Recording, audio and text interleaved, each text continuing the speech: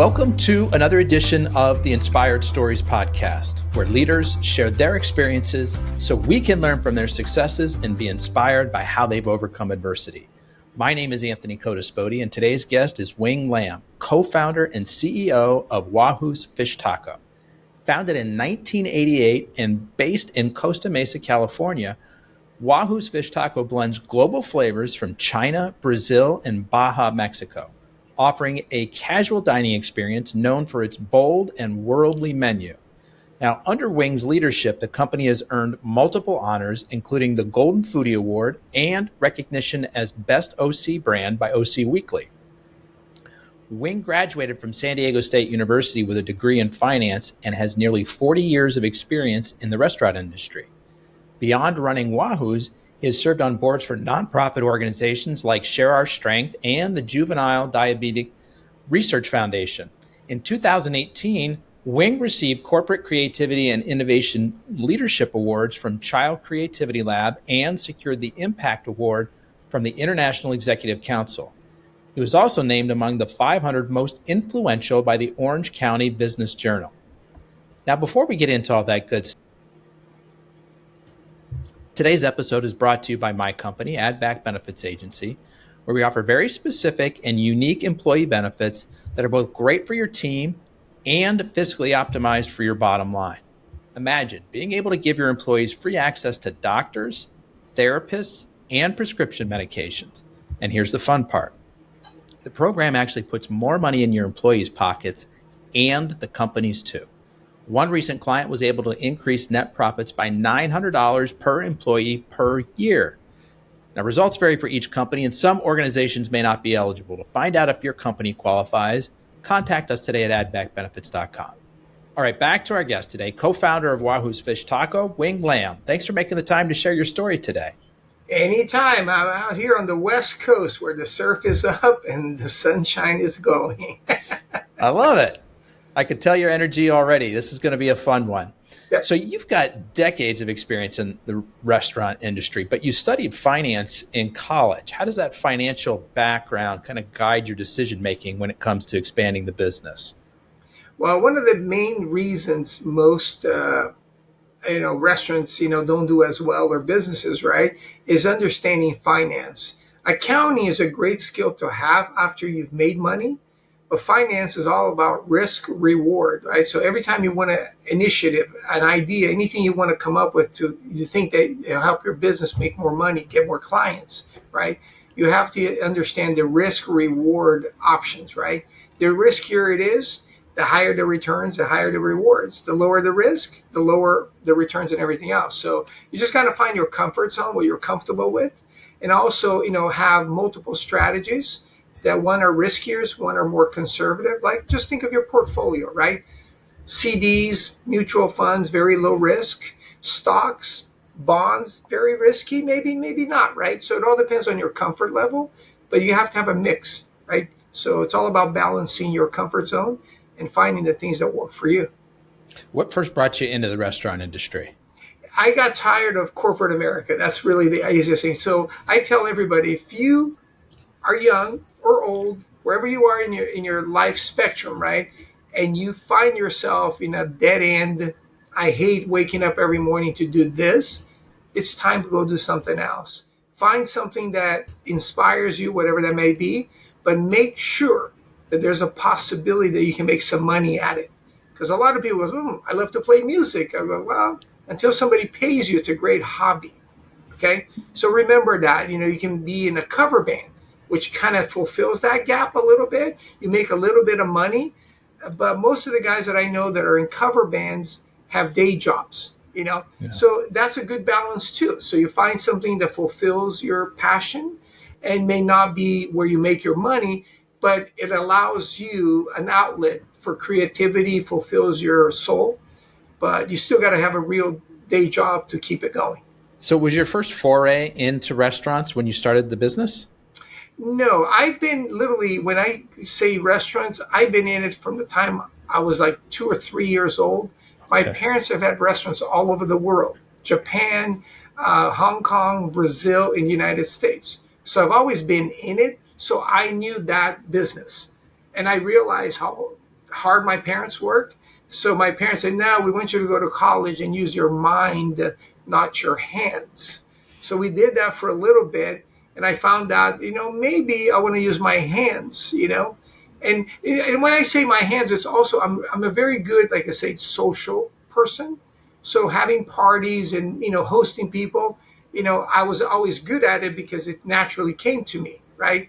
So opening a restaurant was the easiest transition because there was a possibility that I could actually make some money at it. So where did you actually grow up if your parents had restaurants all over the world? So I'm full-blooded Chinese, but my parents happened to fled communist China after World War II, and they ended up opening one of the first Chinese restaurants in Brazil. So I'm a full Brazilian citizen. I still travel to all you people out there.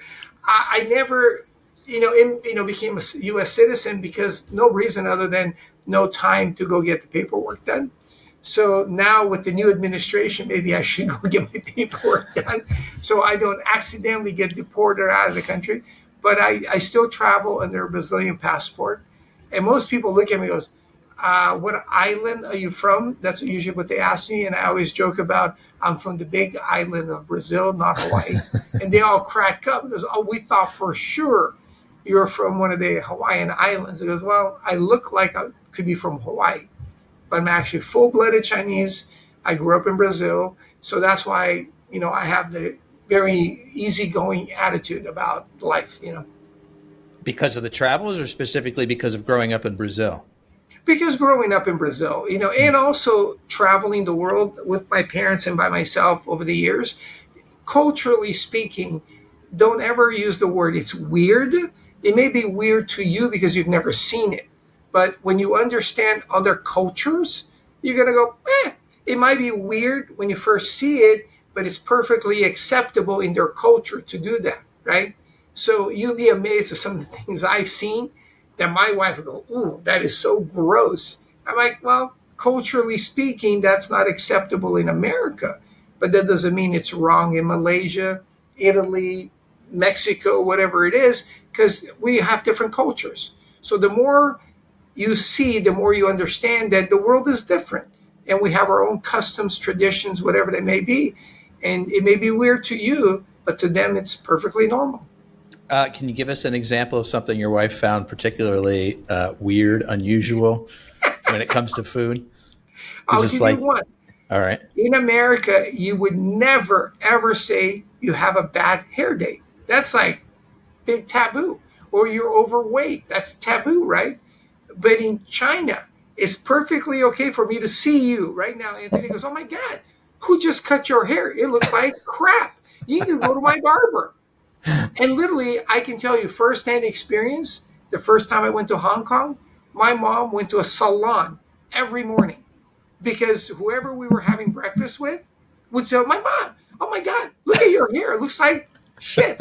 We need to go to my barber or my salon. The next day, whoever we're having breakfast with would say the same thing.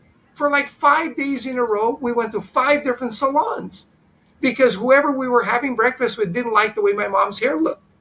Was And it I'm like, really that that they is didn't like the way her insane. hair looked, or did they each own their own salon and so they were trying to drum up some business? Yes, I can tell you the style wasn't that much different from one to the next.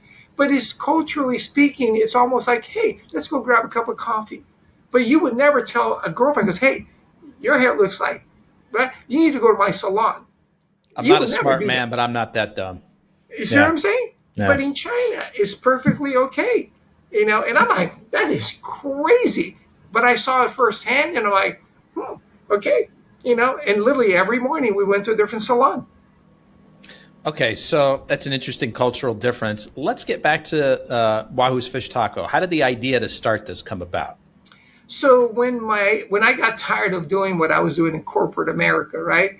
I went to my mom and dad and goes, hey, they basically said the same thing. Goes, well, we told you not to go to college and come back into our business, but if you like, we're getting ready to retire. You want to take over one of our restaurants? And I say, you know what? Love Chinese food, still eat it all the time. I just didn't want to be the SOB, son of the boss, right? So I said, you know what, mom and dad, we're in Southern California. A lot of our friends culturally surf, skate, and do all this. Can we open a restaurant that's more like a surf themed restaurant. And they looked at us and goes, "You're crazy. You're not Mexican, right?" He goes, "I know we're not. But if we're ever going to pull this thing off, this is it." So we came up with the recipes to blend a little bit of the Brazilian culture, the Asian culture, and the Mexican. And if every surfer in Southern California, when they go on their first road trip surfing outside of the country, right? They drive to Mexico, which is what we did.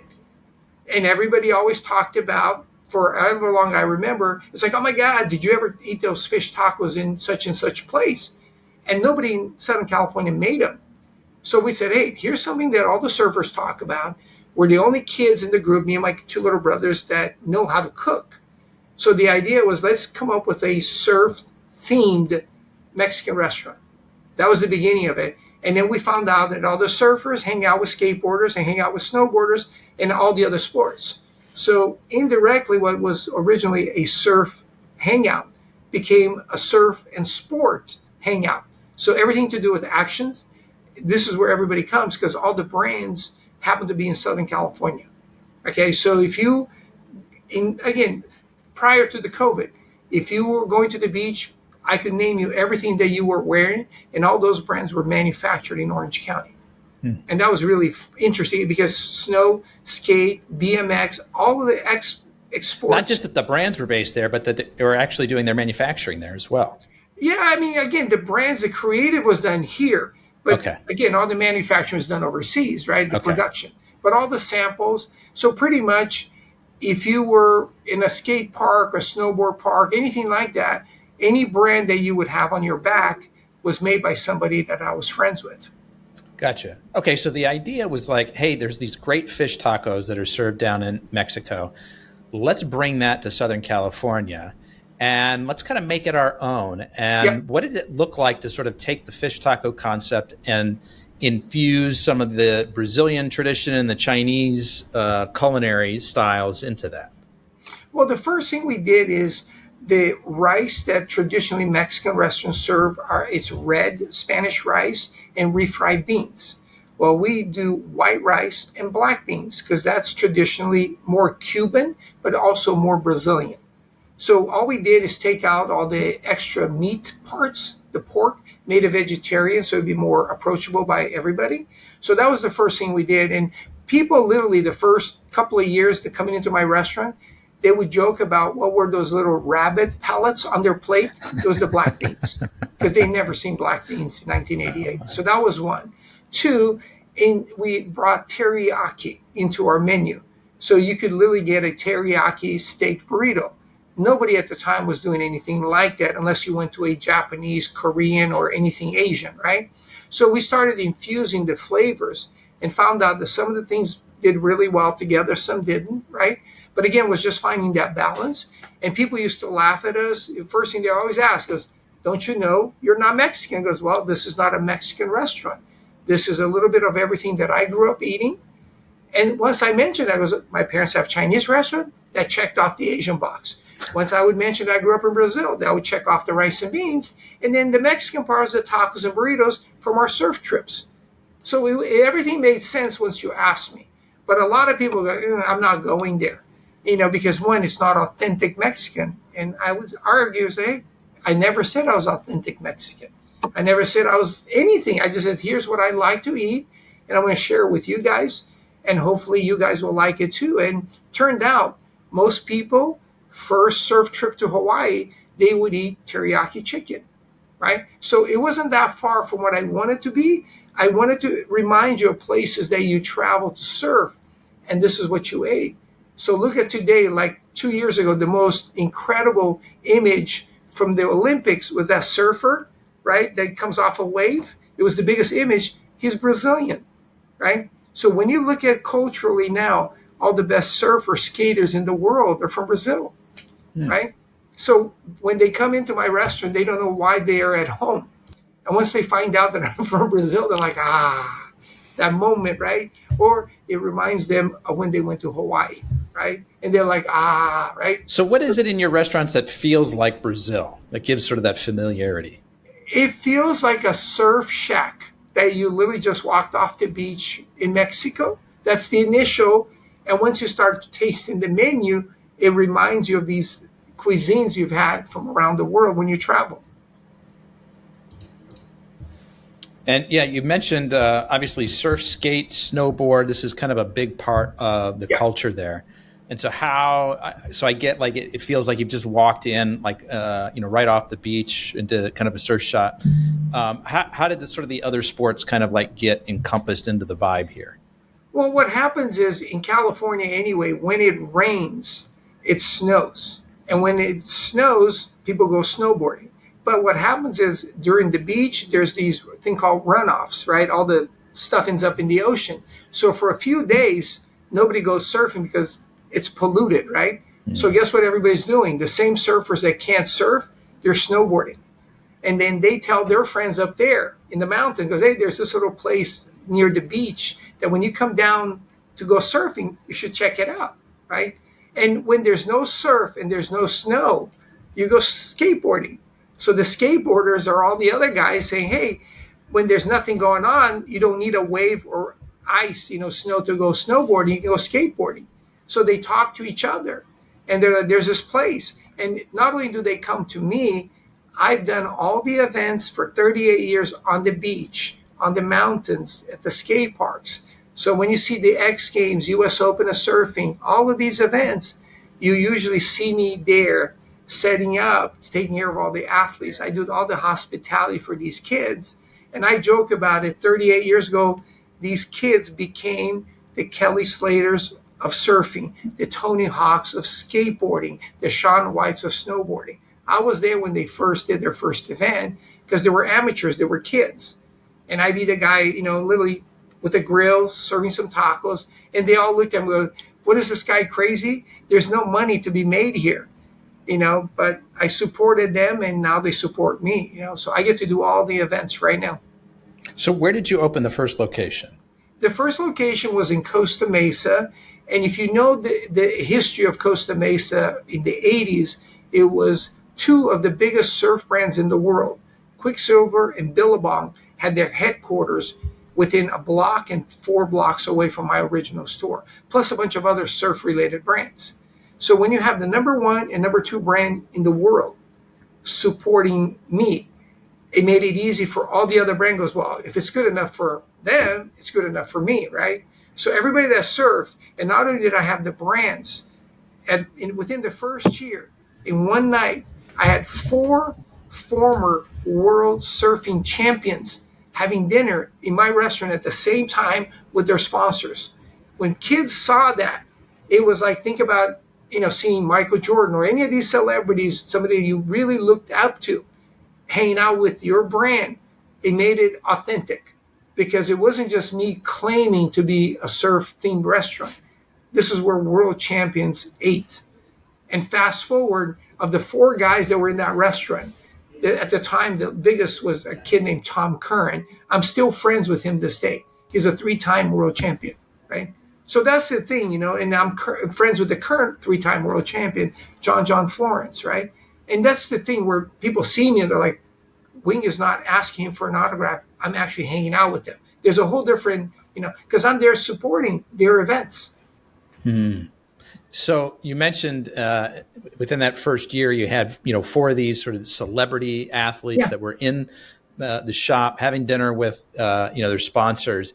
Was that sort of like the moment that catapulted you, or had you had some sort of incremental success leading up to that in the first year? So what happened was Billabong being the closest factory proximity to me, it was literally a block and a half away, right? When I would have, I call it a cockamamie crazy idea, I would go over there and say, hey, I wanted to go do this. And because nobody in the food industry was asking, their answer was like, what's the harm? What's the worst that can happen? Nothing. People go, it was a dumb idea. But I call it stupid idea I've always had, Billabong always said yes, right? So we did a trade show with them. Then we did a video premiere with them, right? And what happened was the kids that came, not all of them surfed or were sponsored by Billabong. Some of them were sponsored by the other brands. So guess what happens?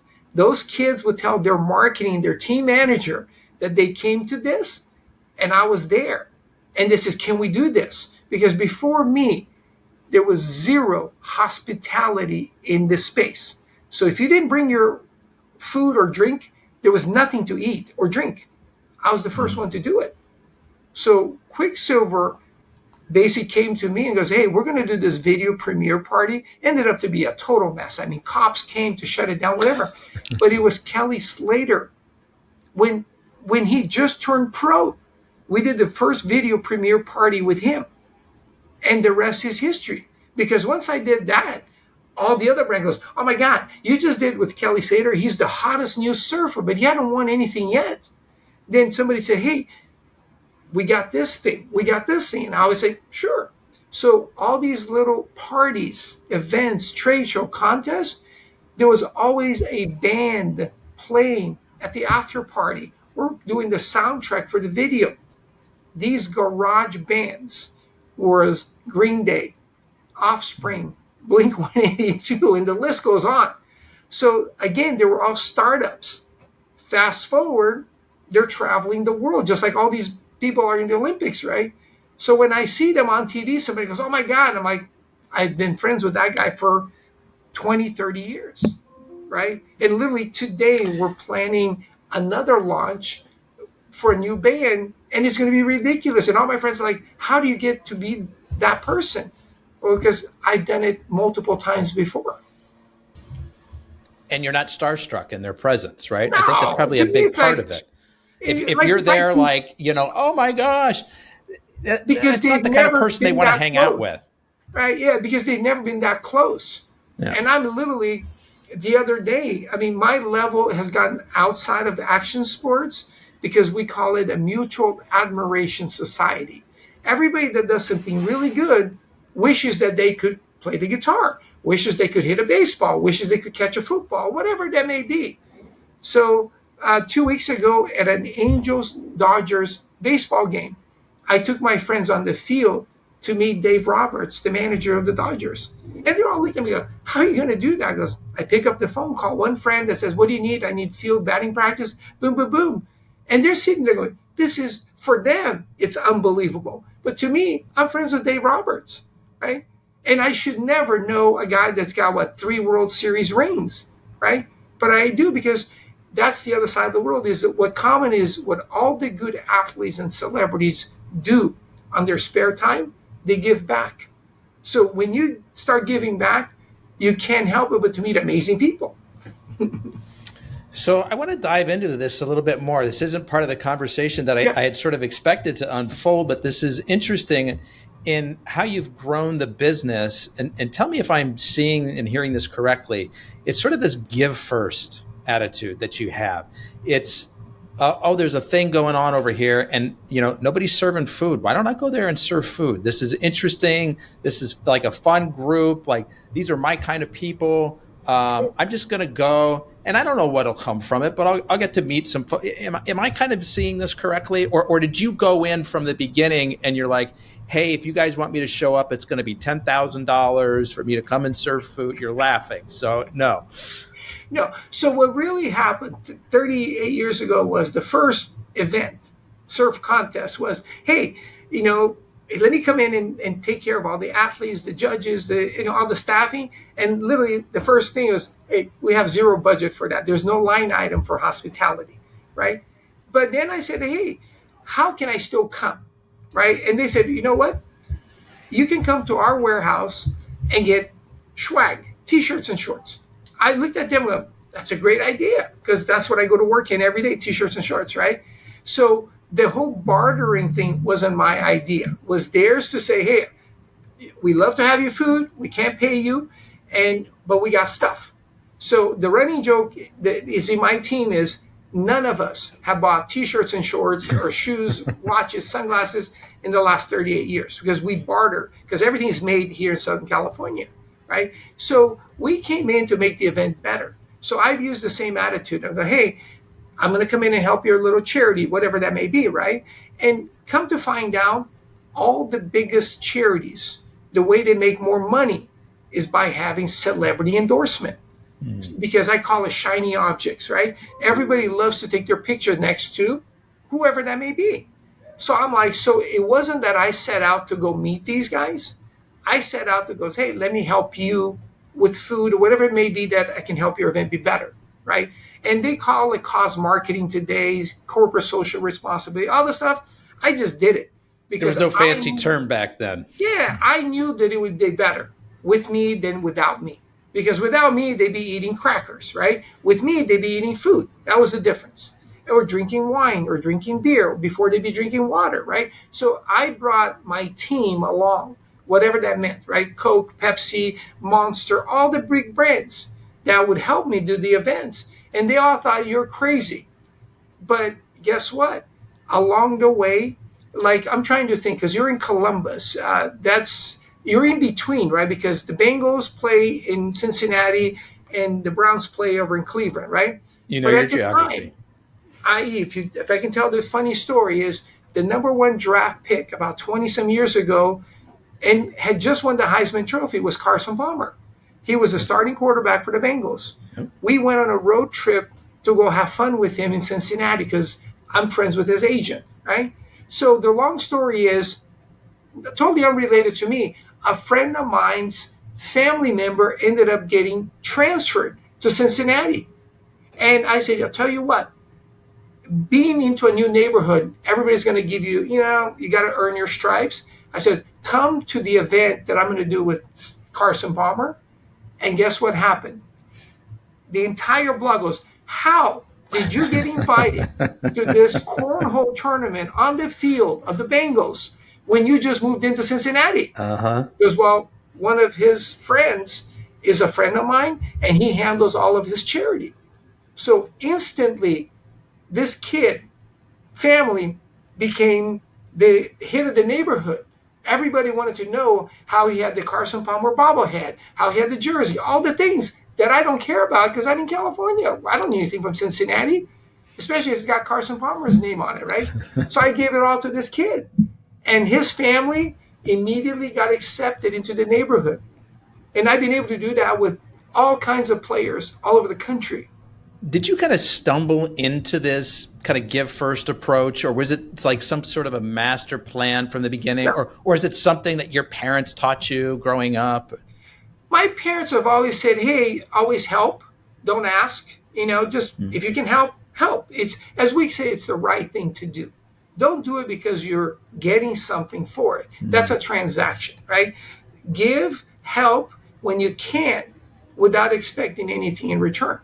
So they always said, and in my head, I'm like, why would I want to do that, right? Because we're all looking at a transaction. I'm giving you this because I'm getting that. But it turned out that their formula has worked amazingly well. When, again, every now and then, you're going to get taken advantage of. It is the world, right? So make sure you take those guys out of the group, right? And I always tell my friends, because you know what? That guy missed the point.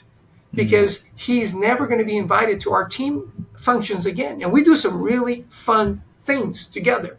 So that guy, I'm never going to tell him, you're a dodo head taker.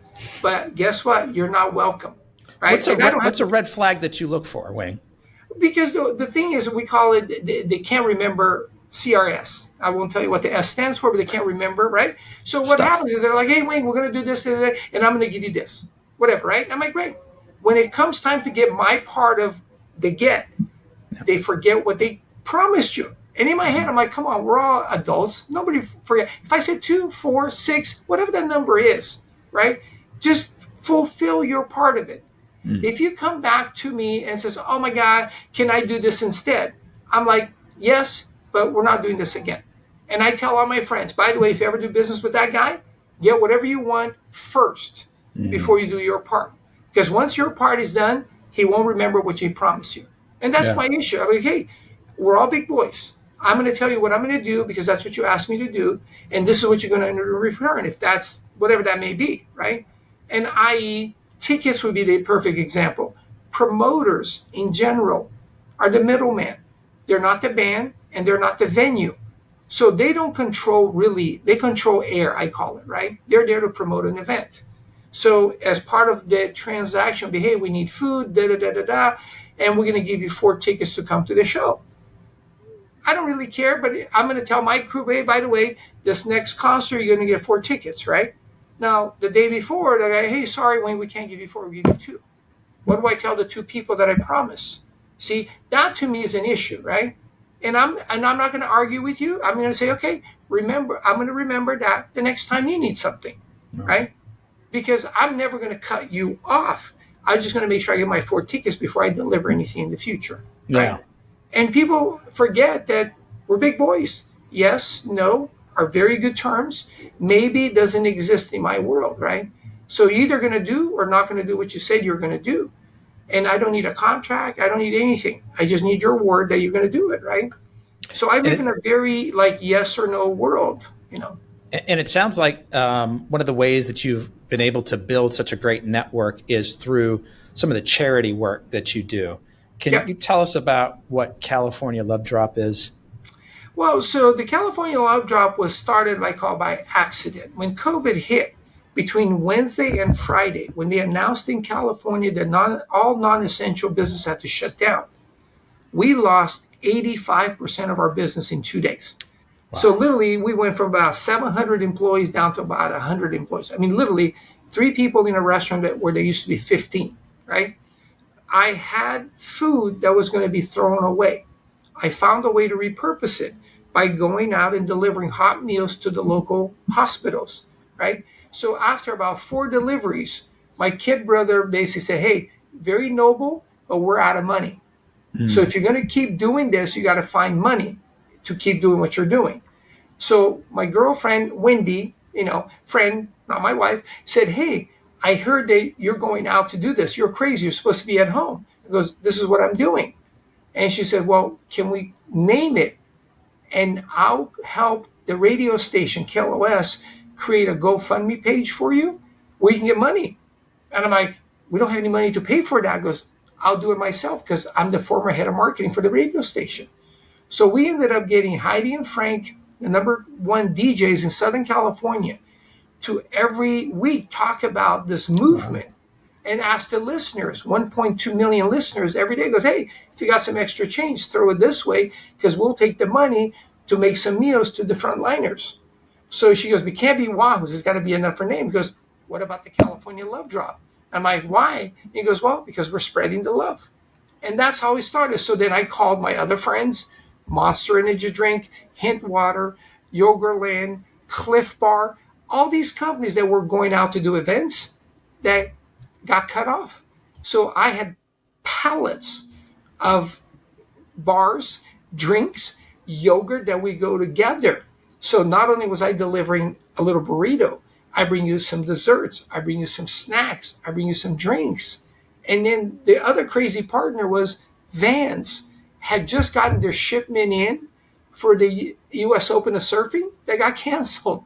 So they had trucker hats, bandanas, wallet, everything branded with US Open of Surfing 2020 that they were going to throw away. And it says, give it to me and I'll give them to the nurses. Nobody noticed it said 2020, they even got canceled. They just saw the checker.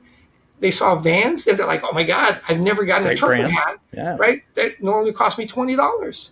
So we deliver swag, food, treats, and we thought we're going to do this thing for a month. 5.5 years later, we're still doing it, right? So what does it look like now post-COVID?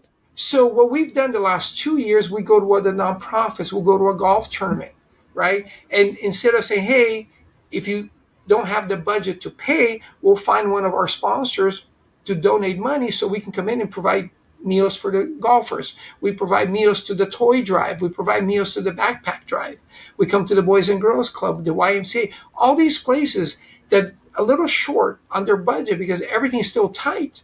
So we just come in and find ways to bridge the gap, say thank you to the volunteers, to the staff, right, that are still there. And we say, hey, we appreciate what you do, right?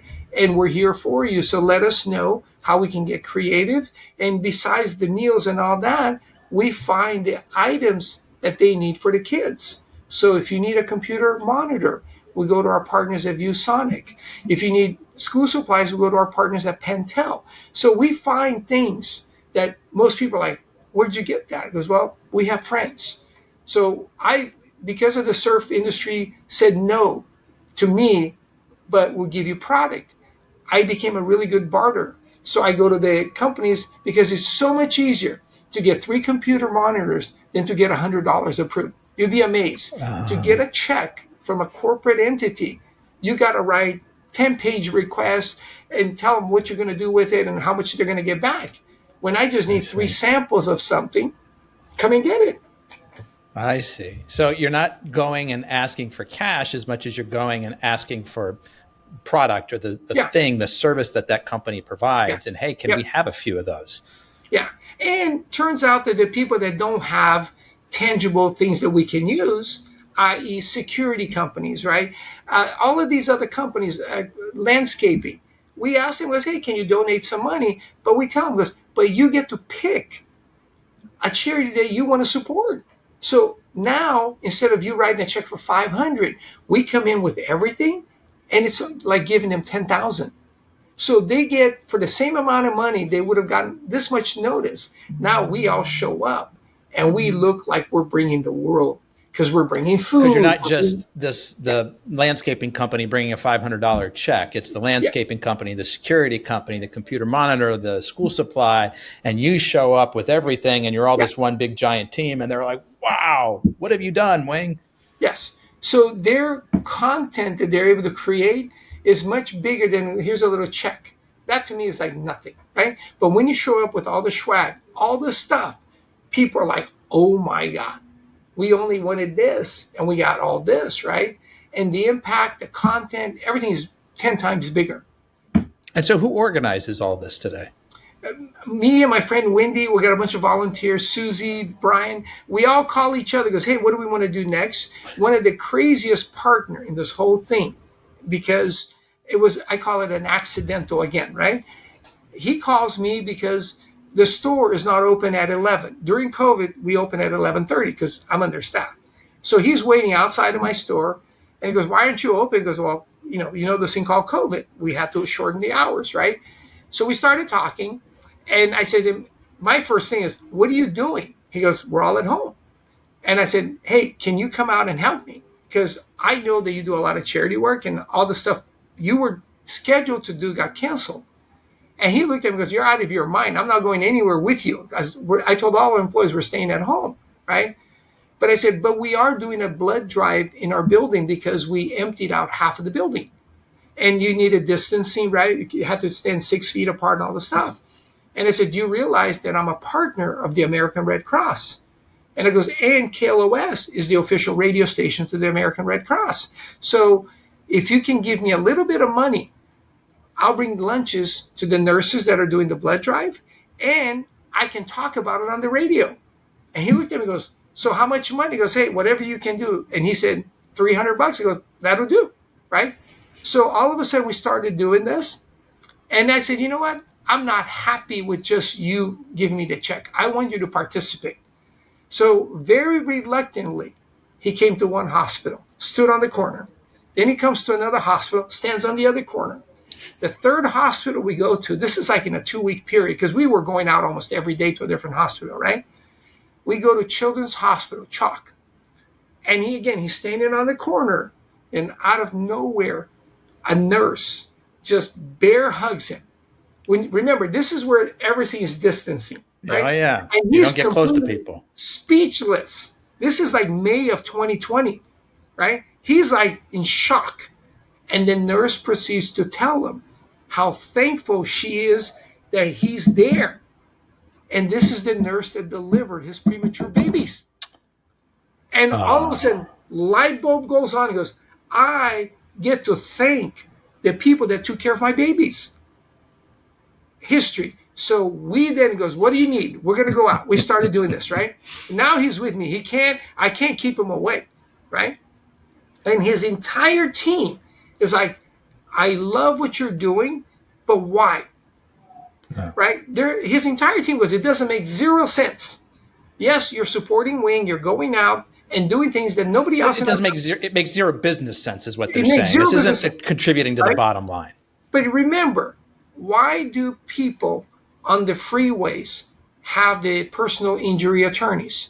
Because when you get into an accident, you're going to remember the first name that oh yeah, call this guy because you've seen that billboard 1,000 times. It's subliminal, right? But it's top of mind.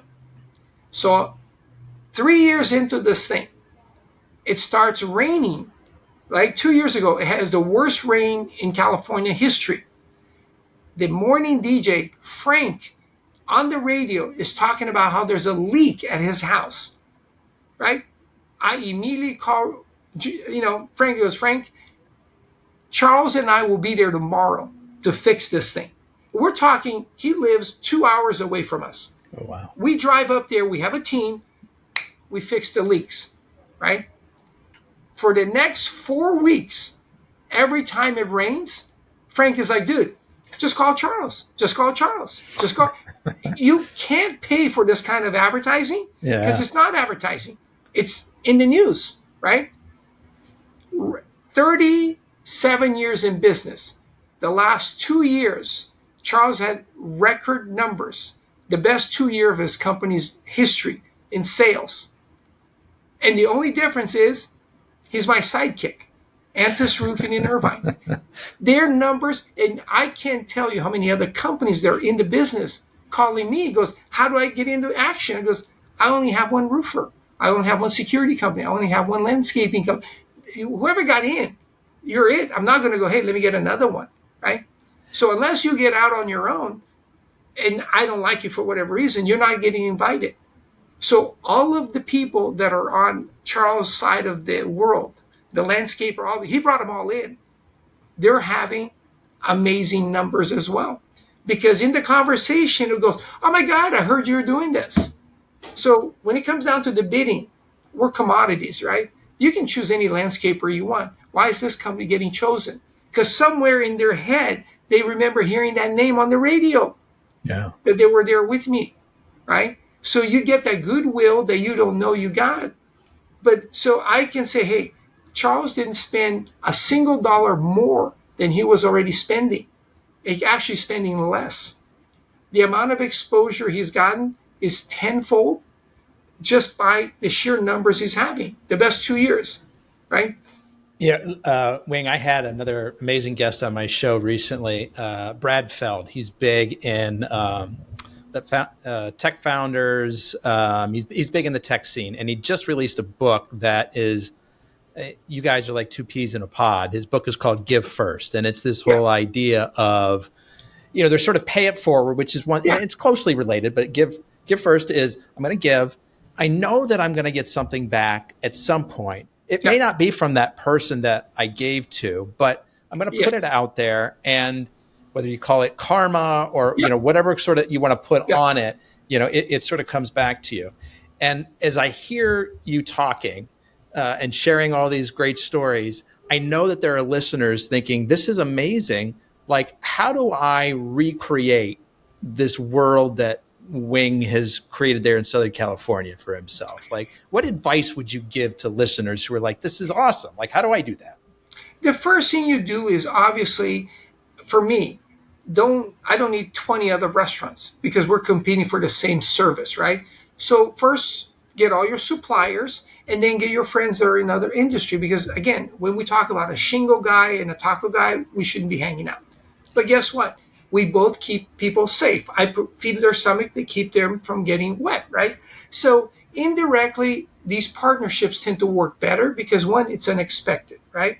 And the first thing that the question will be is when somebody comes in and asks you for $100 donation or $1,000 or whatever the number is, ask why. What are you going to do with that $100, right? And if you can look at them, it requires a little bit more work. But instead of just immediately, she goes, here's $100, get out, right? Ask. And how can I help you better? So my approach has always been, you wanted me to put up a T sign at the golf tournament for $500. So 25 years ago, the very first golf tournament I ever did, I said, let me look at what you're doing. So I looked at their balance sheet. I looked at all the money that they spent to put on this golf tournament. And I said, okay, here's 2 line items right here. Food and beverage that you're doing for lunch. If I can supply you with that, I'm going to save you $5,000. Do you still want the $500? And they're looking at me and goes, of course I want the $5,000. Then the next question is, how are you going to make that happen? He goes, I happen to know the manager of that golf course. So I'm going to ask him to say, hey, on this tournament, the food and beverage, I'm going to donate.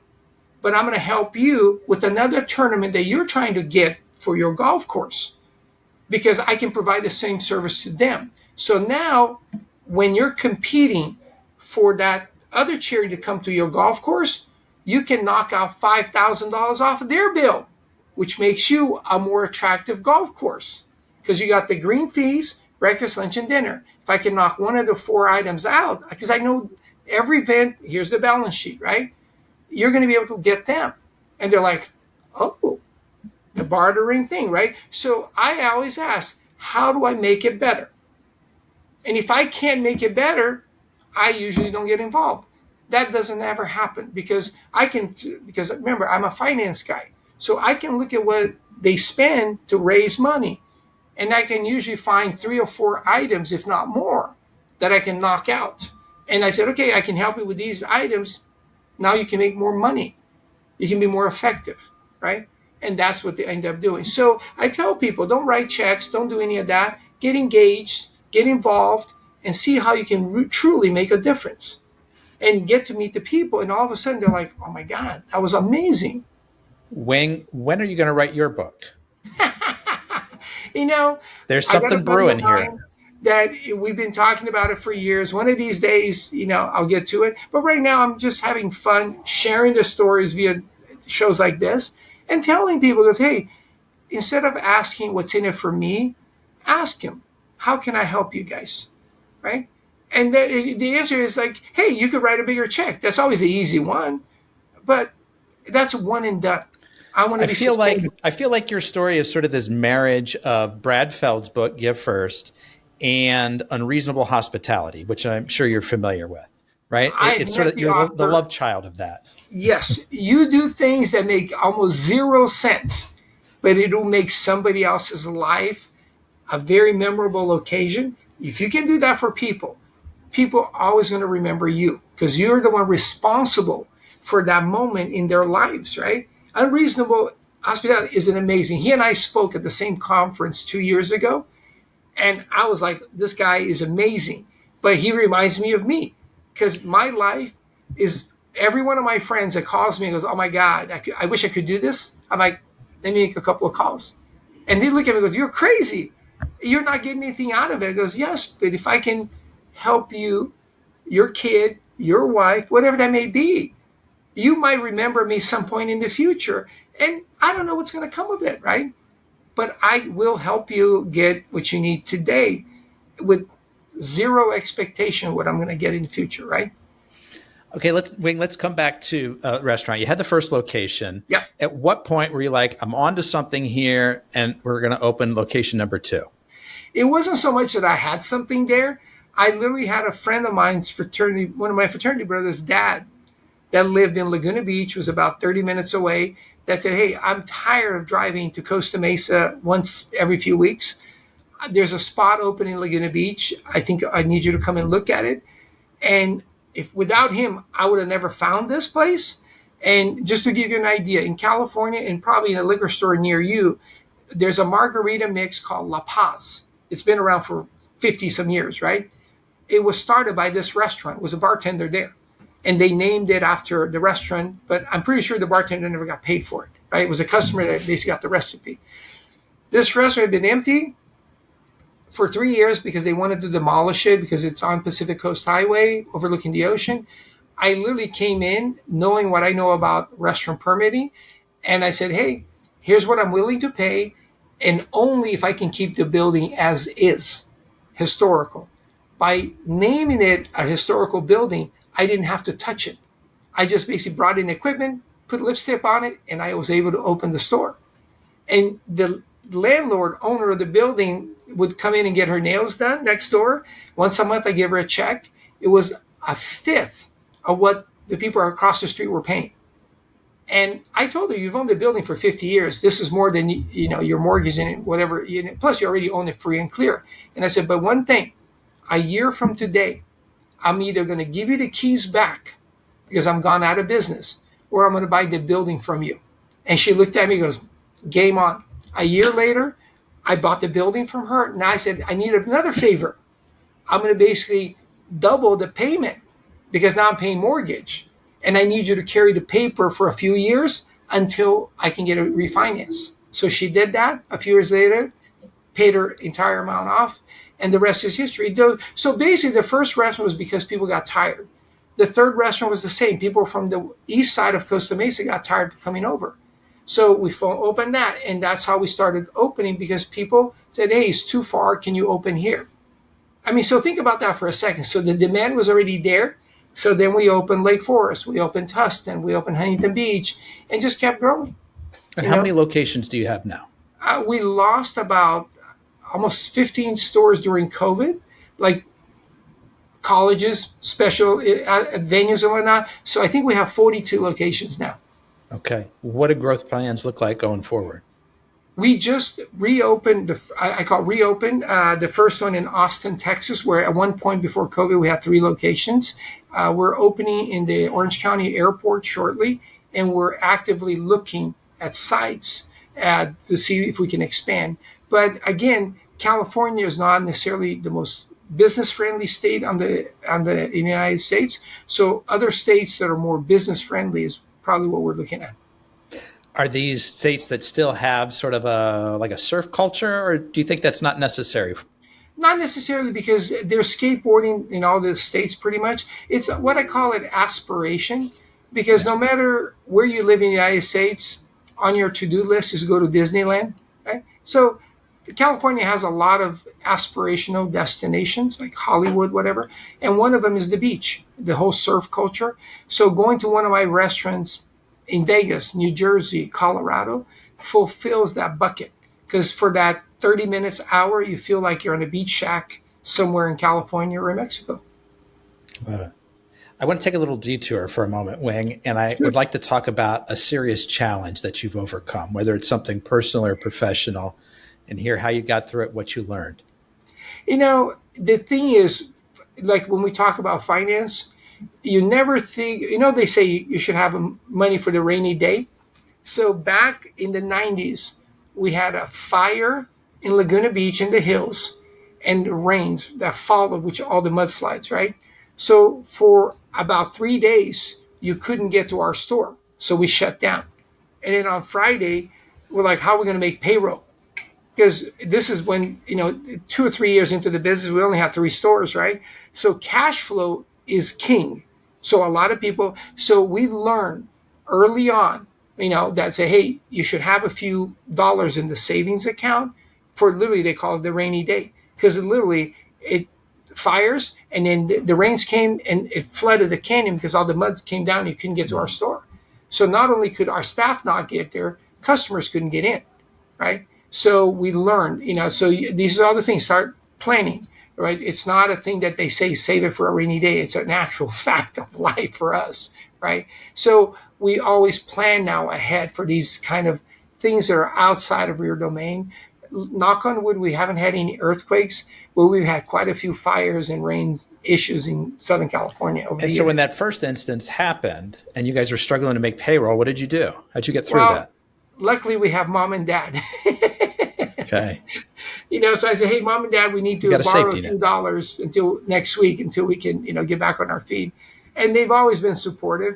But that's literally the only time in the history of our company that we learned the hard way. You got to have a little bit of money in the bank, right? So all the guys that are starting have a little rainy day money just in case something happening. Like when you're in the town, it could be a tornado, right? It could be something, but it's going to happen no matter where you are in the country. Wing, what is your superpower? Me is paying attention, I think, right? I think I listen to, so the first thing you mentioned where you're in Columbus, Ohio, I'm thinking about all the things that I could do with you in Columbus, Ohio. And at the top of my mind, nothing comes to mind yet because there's nothing that I know of there, right? But if there was, then I'm like, hey, the next time in Columbus, we're going to go see this or we're going to go hang out there. But pretty much all my friends from around the country, they're amazed about what I retain by listening to people like their kids, their wives. I go, hey, your kid wants to go see this. And they're like, we go, what are you talking about? He goes, I remember. He liked baseball, right? So I tend to remember things because I want to truly make something happen by, and I can only do that if I pay attention to what you do, you know. Because I do see a picture behind you. There's an adult and a little kid, and there's some hearts there. So those are the things that people look at and go, you look at that, goes, those are clues. They're very easy. When you walk into anybody's office, they always have school memorabilia, right?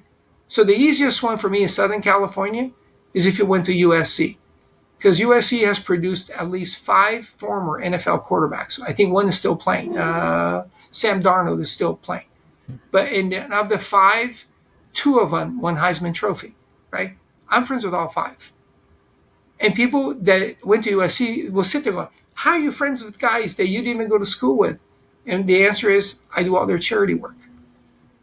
And that's, and people look at me and go, wow, So that's what I'm really good at. So if you think of a big school, I go through my mental roll that goes, oh, such and such went there, Yeah.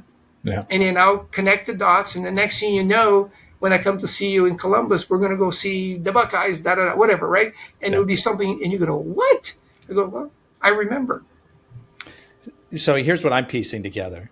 You've got a good memory. You got a gigantic heart. And then you seem to have this ability to play 3D chess with how do I connect people to make a difference and to make an impact on people's lives. Yeah, that's it. That's all it is. Because if I can do that for you, right? Because the first thing you mentioned was your HR service, right? So in my head, I'm like, we can talk about that, figure it out what you do, and see how, like i.e., my wife has found corporate wellness dollars from insurance companies. So now instead of going to an HR department and selling her services, she goes, here's what we're going to do with the $10,000 from your insurance company. They look at her and goes, what? How do you know that? Because, well, that's her job, right? All of a sudden, it's a much easier sell to the HR lady because she's not asking for money. She's going to find a bucket that they didn't even know existed, right? And all of a sudden, she's doing yoga classes, a happy hour, a stretch class, a massage class, whatever, Pilates class in their offices, and they're not paying for it because there's a bucket of wellness dollars in almost every insurance, health services, whatever provider. And so that's what she does, and she's really good at it. And from time to time, she goes, Wayne, can you come in and do a show and tell? Show them how to make a salsa, a healthy version of something. Yeah. And I come in there, I'm getting paid to, put a blender together and show them how to make salsa. Instead of buying something that's got all the preservatives in the store, right? And that to me is exciting, right? So eating healthy is a big part of our lives. My wife has found a way to make a living doing that, right? So we're always tag teaming each other and all kinds of stuff, where the world's like, it's a very small, because if you can figure it out, how to add value, make people's lives better, right? You're going to get that business, right? So I think that's such a beautiful and a positive way to kind of move through the world. Like I have to imagine living inside of your skin, Wang. There's just a sparkle to it because the way that you approach things and I'm looking at Anthony's back. He's got a kid and a heart, and he's in Columbus. And how can I it's give first rather than what can I get from this meeting? What can I get from this transaction?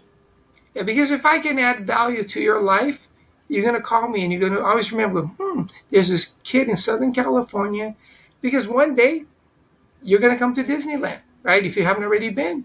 Well, maybe that day you're going to call me and goes, hey, I'm thinking about bringing my son, daughter to Disneyland. And I'm going to say, well, this would be the best way to do it, right? Because one, it would be more fun, cost effective, and you're going to have a great experience, right? Because otherwise you can just do it on your own. And I guarantee you it will be more expensive, won't be as much fun, and it won't just, I'm just going to make it better, right? So I tell all my friends, what do you want to do, and how do I make it better, right? How does your ethos show up for your employees? The same way. Literally, yesterday my office manager goes, hey, can I go see this? I'm like, yeah. And he goes, John is working there, so I'll make sure you can go. And she goes, oh, okay. And he goes, well, what about this concert at the House of Blues. Goes, well, such and such is over there. I'll just call it in and you can go there too. And she's just looking at me, I go, that's, you told me you wanted to go see it. And I'm just picking up the phone and make sure you can go. So my employees, they know that Uncle Wing will pretty much, within reason, I can do almost anything they need, right? Uncle And Wing, is that what they call you? it's Uncle Wing, it's like, hey, I'm Yeah. having this, and I already know if you have kids, you don't have to ask, right? Just say, because water parks, theme parks, when we do the giveaways, you know, I'll make sure that they get to be a part of the giveaway, right? So they can go. Because why not? We're going to have the general population win X number of tickets. As a sponsor, I'm going to get a number of tickets, right? So I make sure that they're a part of that, right? So I want them to have experiences as well. If people are listening and they would love to do what you're doing or do it with you, be part of some of the philanthropic efforts, what can they do? How do they get involved? How But do they just learn more about this? basically go to the website, the California Love Drop, see what we've done there, right? And literally, we can replicate that in any aspect. I just had recently a couple that really wanted to get into what I'm doing. But I said to them, but what fulfills your bucket? Like, what are you guys excited about? And they mentioned pets. I'm like, let's do it for pets, not for humans. And they looked at me completely bewildered. I'm like, it's the same thing. Instead of food, we're going to do treats, like pet food, all of that. So 2 months in, they're like, we're having the most fun we've ever had in our lives. They created a thing called the Project, Paw. Instead of project, it's project, right? The good project. It's a husband and wife, and they go out to local shelters and bring treats. I said, the model is you're going to have to fund it initially, just like I funded mine. And the next step, I'm going to give you stuff that you can augment what you're doing. And then you go out and find sponsors, just like I did. And it's a two-step. You just can't go out because you at a certain point you're going to run out of money if all you do is give. Yeah. So if you can start getting some products, some cash, whatever it is, to offset it, right? And they're slowly doing it. And literally, I see them now twice a week, complete strangers to me because I didn't know them 2 months ago. I just gave them the game plan of what I did, and I said, you guys can do the exact same thing with pets, going to shelters. And they're literally, and just a week ago, I introduced them to one of the coolest, I call it Dutch hounds around. It's called Rowdy. She is a professional skateboarder wiener dog. Okay, she's been at the X Games. She's literally won all these races. And I said the difference is when you do a pet adoption day now, and that wiener dog shows up, Rowdy, it's like a celebrity showing up. The number of dogs that will get picked up that they adopted will be like fivefold if she's not there. So you mentioned budget and like you have to fund it a little bit on the front end, but you can't Yeah. be giving away too much. You're going to start running out of money. Like, what do you think from your experience, people who have done this, like how much money do you think somebody needs to get an idea like this kind of rolling? It depends on what you're trying to do, right? Because if you don't have the money, but you have access to the stuff that the kids or whatever needs, you can start with that, right? So if you know somebody that owns a Michaels, for instance, any of these places that have items, right? Then you turn around and goes, hey, when it goes out of season, can I have it? When you're changing this, can I have it? When it's slightly damaged, can I have it, right? And find a way to repurpose it, right?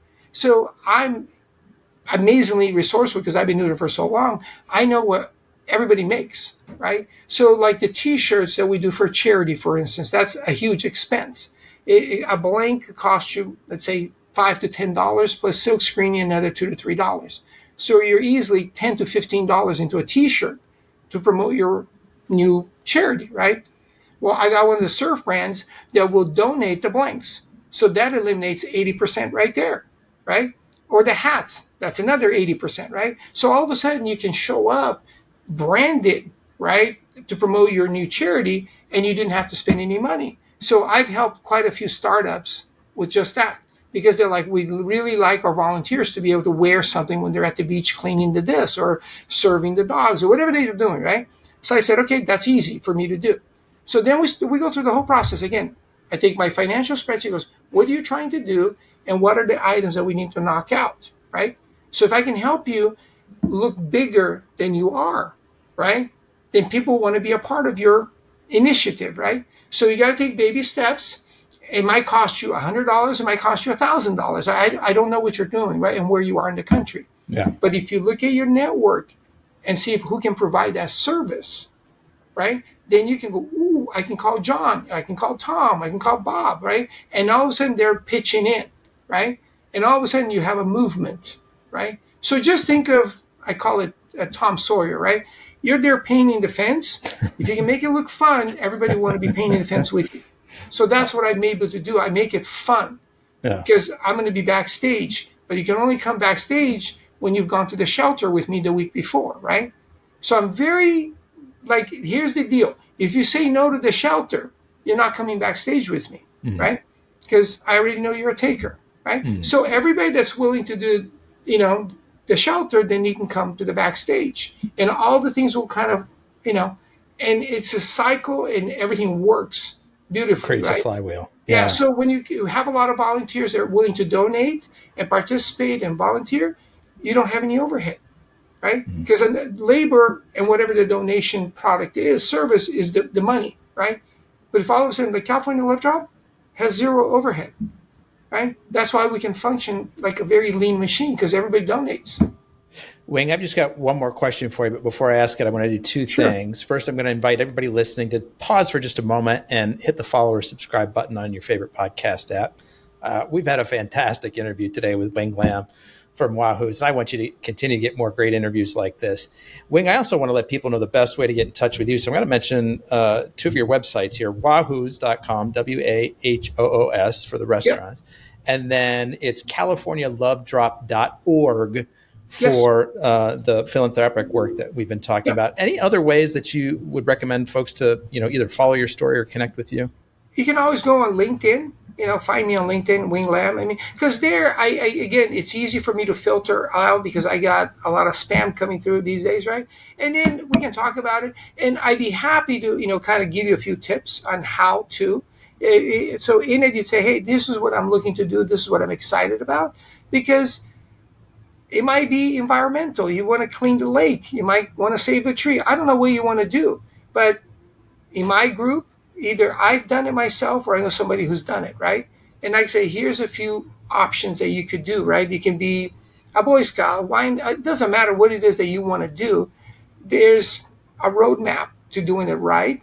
And if I feel that you're doing it for the right reason, right? Not to be like, look at me, look at what I'm doing. We don't do that, right? So then by talking to people, I can usually filter that out because I'll be asking a lot of fun questions like, where have you been? What have you done? Da da da.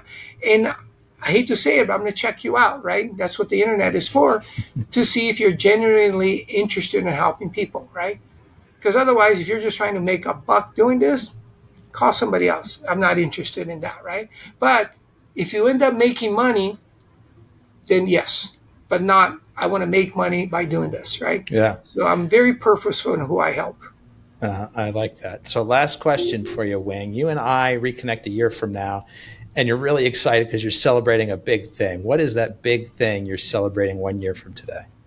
Right now, I think milestones for me, it's mostly about seeing my kid grow. I do have an older son, Greg, who's 38, and I have a little one that's 10, right? It's seeing him go from, like, the pure jump for him this year for the junior lifeguard is a major milestone. The fact that he swam the monster mile, which means you run a mile and swim a mile, he was in the upper half of the kids that didn't quit, right? Things like that are exciting, right? But more important is, like, to me, like maybe 5 years from now, knock on wood, is to celebrate my parents' like 98th or 99th birthday, right? They're still alive. They're kicking it. They're getting ready to go to China this weekend to visit their homeland for maybe the last time, right? And to me, it's all that. It's seeing the people around me, get to where they want to get. I think for the most part, I am here. I mean, there's really not a whole lot, more that I think, oh my God, I would be so much happier if I did this. Yeah, there's a lot of things, but I'm happy, right? I love the life that I live, but more important, I love helping others, right? That to me is much more exciting. The paying forward is way more exciting. Wing Lamb from Wahoo's Fish Taco. I want to be the first to thank you for sharing both your time and your story with us today. I really appreciate it. Thank you. Folks, that's another episode of the Inspired Stories podcast. Thanks for learning with us today.